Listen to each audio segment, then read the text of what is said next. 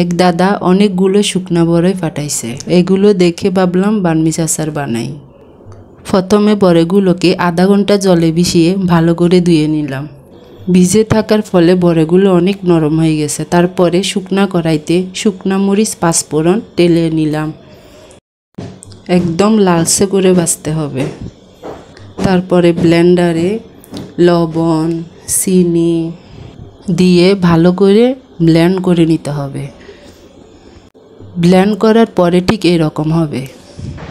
এরপর দিয়ে দিলাম সামান্য পরিমাণ মরিচের গুঁড়া, যেহেতু এতে আমি আগে গোটা শুকনো মরিচ দিয়েছি। সাথে দিলাম মিষ্টি জিরার গুঁড়া। অনেকে গোটা ধনের গুঁড়ো দেয়, আমার ভালো লাগে না তাই দিই নাই। আমার মশলাগুলো ভালো করে মিশিয়ে নিতে হবে। অন্যদিকে চুলাতে বড়ইগুলো দিলাম, সাথে দিলাম পরিমাণ মতন ভিনেগার। ভিনেগার দিলে অনেক দিন যাবৎ সংরক্ষণ করা যায়। তারপর একে একে লবণ চিনি দিয়ে অনেকক্ষণ সিদ্ধ করে নিলাম। রান্নার শেষ পর্যায়ে দিয়ে দিলাম আমার বানানো সেই অল্প একটু মশলার গুঁড়ো, যাতে মশলার ফ্লেভারটি বড়ইয়ের ভিতর পর্যন্ত যায়। এবার একটি থালে মশলা গুঁড়ো ঢেলে ওই বড়ইগুলো মিশিয়ে নিব। এমনভাবে মিশাবো যাতে প্রত্যেকটা বড়ই সমানভাবে মশলা পায়।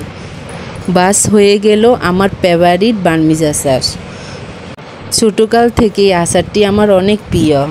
যেহেতু এখন আমি আর বাইরের আচার খাই না, তাই চেষ্টা করি পছন্দের আচারগুলো ঘরে তৈরি করতে। হরে কৃষ্ণ।